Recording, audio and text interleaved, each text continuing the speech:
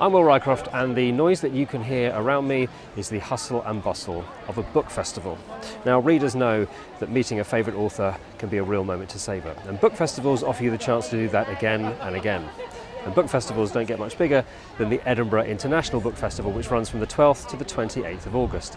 With so much on offer for readers of all ages, I decided to roam around with my microphone and speak to the authors Josie Long, Monica Heisey, Will McPhail, Brandon Taylor and Kay Patrick, as well as some of the people attending the festival to see events, just to show why we should all be celebrating the return of in-person events and the sheer diversity of what they can offer. First on my list before they went off to do an event together were three writers who are always concerned with making readers laugh. I spoke to Josie Long, Monica Heisey and Will McPhail, beginning with Josie and asking about the similarities between writing stand-up and writing her short stories. It sort of strangely is the style of writing I'm accustomed to, and I think the other thing that translates is when you're writing stand-up, you really must cut to the quick and you really must think about what is necessary and what isn't. And I think that that's something with, I suppose with any writing you'd hope, but like I think definitely with short stories you're like, I don't want there to be any fat on this. Yeah. I think as well, as a stand-up you write quite observationally, and I'm always collecting things and collecting details, and I felt like writing short stories I could put more range of details in because they didn't have to necessarily be a joke or an amusing thing.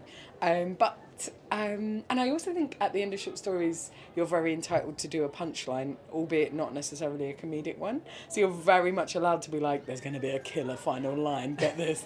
But at the same time, what the part of the joy of writing fiction was the fact that it wasn't like writing stand-up for me. It was like allowing myself to not conform to these certain things that I've built up for myself, like not having to undermine seriousness or puncture sincerity or flow in a particular way, and that was really exciting. Nice.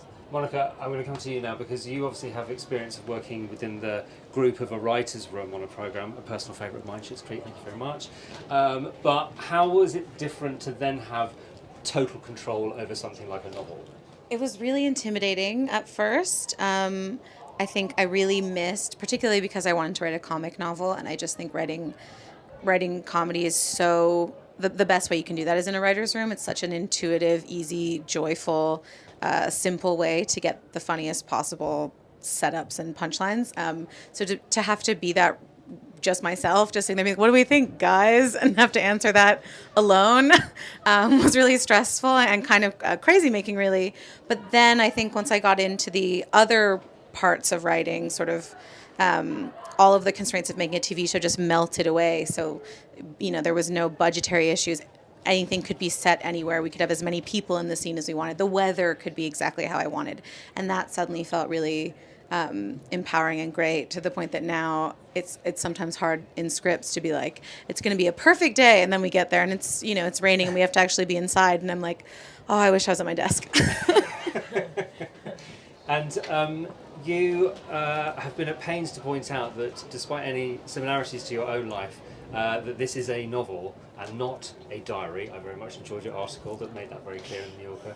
But do you find yourself still having to make that clear to people, especially at events like this where people are asking questions about the novel? Sometimes people will, I have done myself no favors at all by naming the character Maggie as well, with my name being Monica. I think that's like, people are mixing that one up pretty regularly. And I guess I can't blame people for making those connections. It is inspired by feelings I've had and experiences I've had. And I gave the character a really similar physical profile to me because I wanted to write about body image and what it feels like to look a certain way. And I know the most of what it looks like to look like this.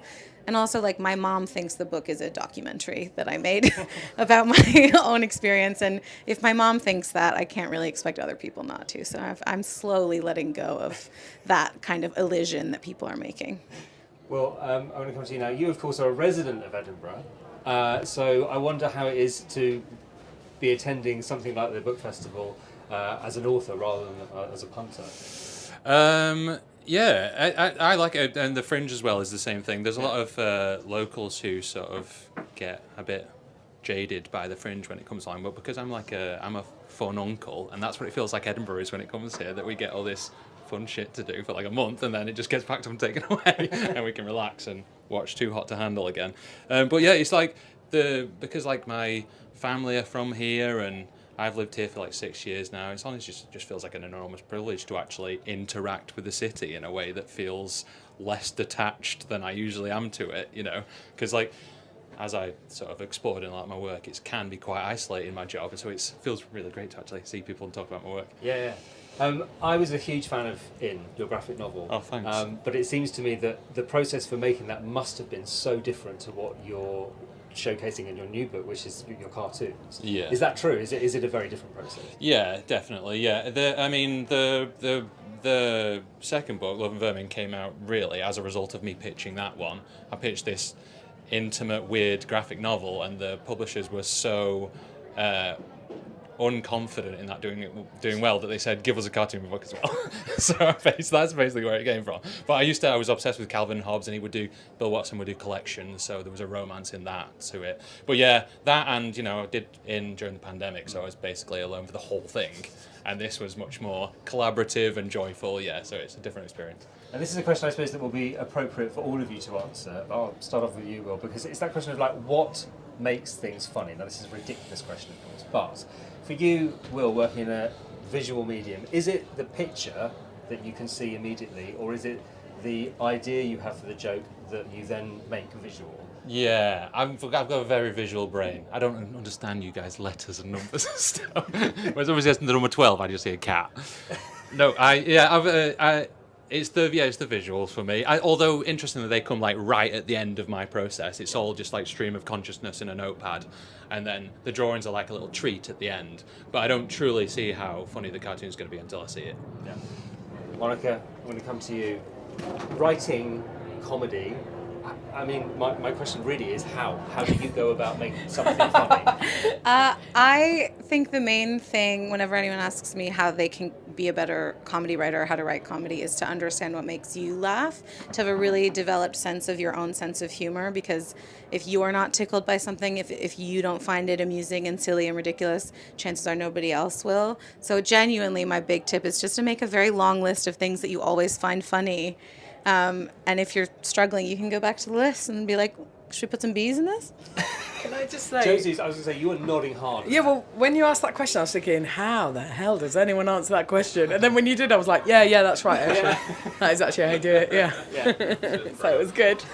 I'm very, very glad to have you on the team here. Because if you'd have asked me, I'd have been like, whoa, good luck to you. Josie, Monica and Will, thank you so much. Have a great festival. Thank you. Cheers, man. Thank you.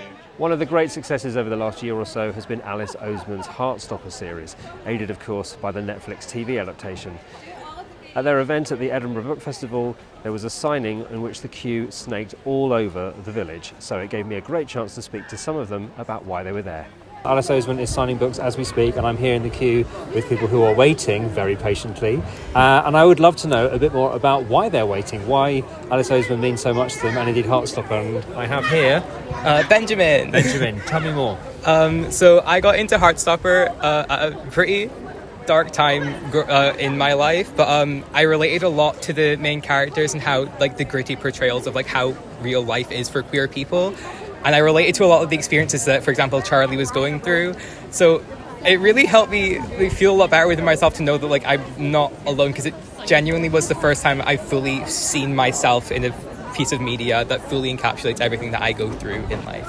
That is fantastic to hear. One thing to read the book and to feel that, and another thing, I suppose, to be able to meet the person who created that book. What does it mean to you to be able to speak with Alice today? Well, her books have made such like a positive impact on my life, so she means a lot to me, and like her creations mean a lot to me, so I'm really excited, and it means a lot to me to be able to see her.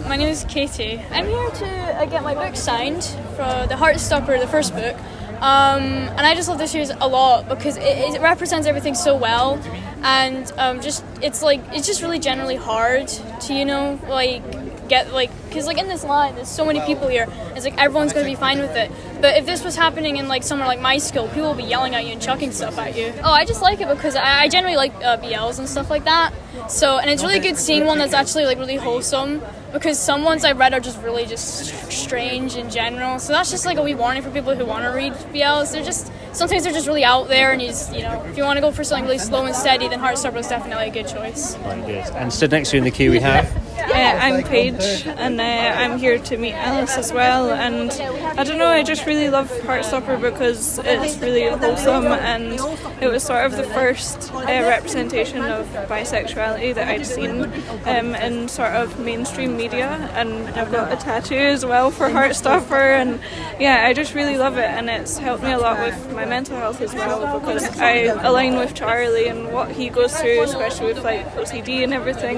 It was sort of the first thing again that I'd seen where, you know, it was, I guess, shown to everybody, and it was really nice to see that representation, and I wish I'd had that when I was younger. So, That's fantastic. Thank you both so much. It was really great to speak to you. Edinburgh's Book Festival is, of course, international in nature, and I got the chance to speak to American author and Booker Prize nominee Brandon Taylor ahead of his event. Brandon, we're here at the Edinburgh Book Festival, which is on the campus of the Edinburgh School of Art. And so my first question to you is, why do you find the campus such a rich soil in which to do your work? Oh, I mean, I think a campus is a great space for drama because it has all these people from different walks of life, people from different class backgrounds, and they're all brought together under a pretext of like learning and figuring out who they are. And so it's a really wonderful like narrative ready-made where you have people in the midst of their life, hopefully figuring out something new about themselves, coming up against people who the likes of which they've never encountered before, and I love that. I find it irresistible. We're obviously, we're in Edinburgh at the moment where the book festival's going on. There's also the Fringe Theatre Festival, there's comedians all over the place. There are all these creative people who are really sort of like struggling often to break even in some cases, and you've spoken a bit about the sort of precariousness of creative pursuit. And sometimes when it means that you have to sort of write things you don't really have much interest in order to sort of like pay the bills. Do you mind telling me a little bit, is that sort of, do you think that's just part of creativity on the way to getting to a stage where you have more creative freedom, or is it something to do with what's actually happening now with the arts? I think it's always been a part of the arts, right? I mean, going all the way back to the original like patronage systems of Renaissance and medieval artists. It's always been a bit of a trade-off of having to sometimes make art that you don't fully believe in order to get that little bit of room to make the stuff that you hopefully, you know, that hopefully speaks to who you really are. And I think in my own life, you know, there have been opportunities that have come my way that I've had to say, no, thank you, that does not serve me at all, and it's just craven commercialism. You know, and the sort of result of that is that there have been some really lean months in my life, but I think what the trade-off is that you get to make art that, you know, has some integrity to it, and you're always having to sort of balance how hungry you are versus the art that means the most to you. But yeah, I think in every artist's life and every time period since the very beginning we've always had to negotiate the tension between the artist and the market, and that's, you know, that's just the nature of the endeavor. You've said as well that the sort of reviewers, particularly at the moment, seem to be very obsessed about personal identity and those sort of the writers who are writing into that, and that you are not so interested in that. But I wonder whether at events like these, where you get to meet readers and where readers get the chance to ask you questions, whether they have a slightly better engagement with the sort of themes that you feel that you're really writing about. Yeah, I think what's always so magical about meeting readers is that you realize how many different ways there are to read your book, or for anyone to read a book. And you know, there are some readers who come to my work because they feel seen in some way that has something to do with their personal identity or even things that they've experienced. And there are sometimes people who have nothing in common with you, sort of on paper biographically, who read something in what you've written and they recognize some part of their own lives. And maybe that's all we're ever doing, is sort of looking for glimpses of recognition. And I always love that, though, when people who have nothing in common with me read something I've written and they think, I know what that experience is like, that sort of like strangeness of feeling alone in the world. Yeah. And so, yeah, I always love it when the readers come with their own read of the book, because it teaches me something new about the text.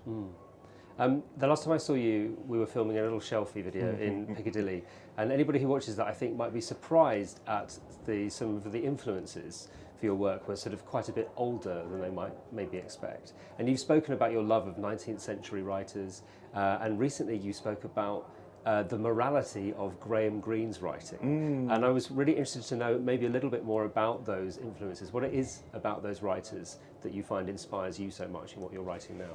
Yeah, I think what I'm drawn to in writers right now is a sense of people writing out of belief systems and writing into some deeper sense of the universe's orderliness. I feel like that idea has gone drastically out of favor for reasons both good and bad.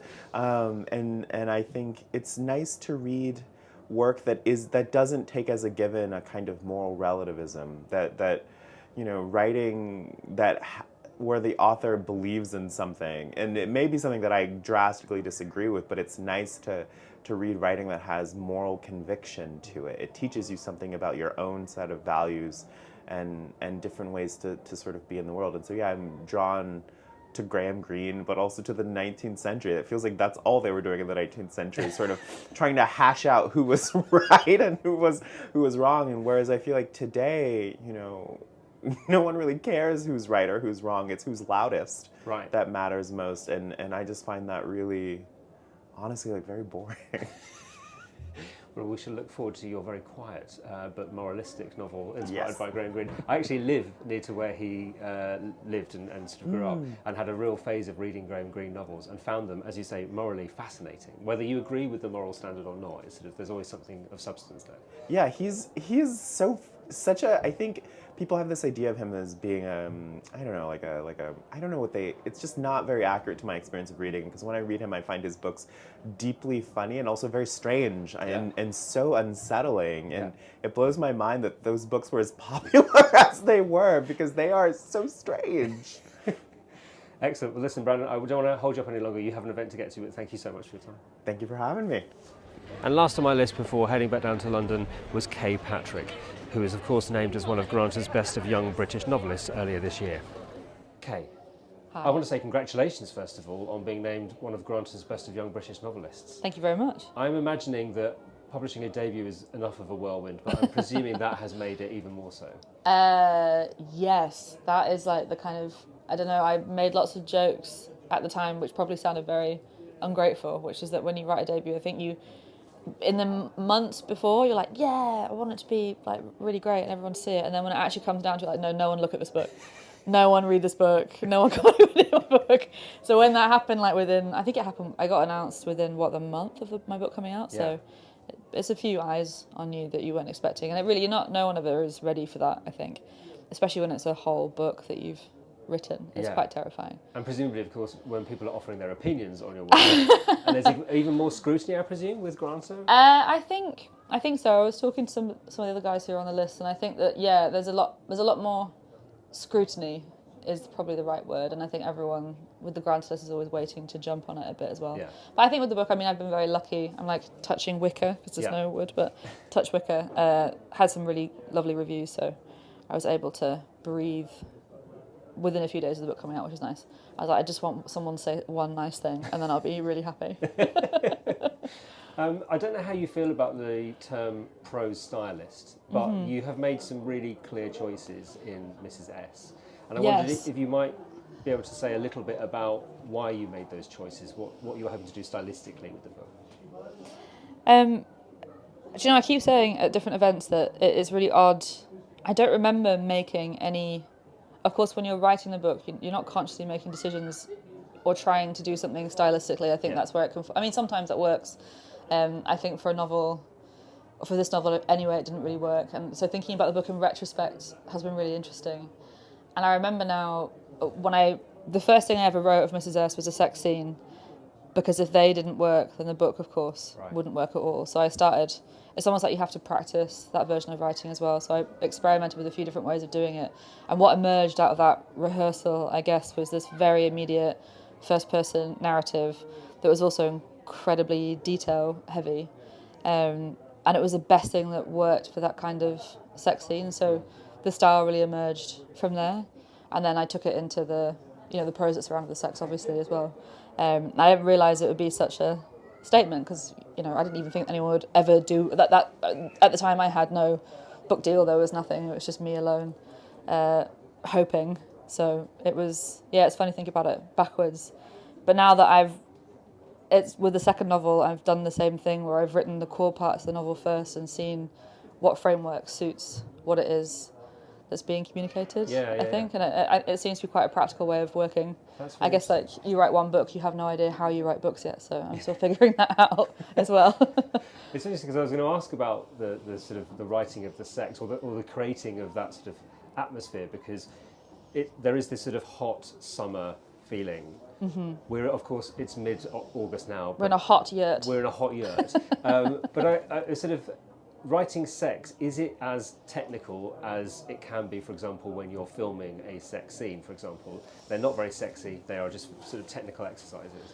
No, I think probably it's really different because it's just you when you're writing, and I think you're not as, you have to be responsible, but it's a different kind of responsibility, I think. You know, if you're filming a sex scene, there's lots of different people in the room. It's like there's safety at hand, there's consent, there's all sorts of things going on. Whereas with writing, some of those things are true, but you have the benefit of a total privacy, which is what makes it all the more extraordinary when the book comes out, because of course you lose that privacy that you had. And I think that's a bit that I found maybe the most bizarre, but that I probably was the most prepared for, because I was like, if I'm going to write this book, I then have to be able to stand by these scenes. I have to be able to, how would I feel, for example, I read one of these scenes in public, which I actually haven't done yet.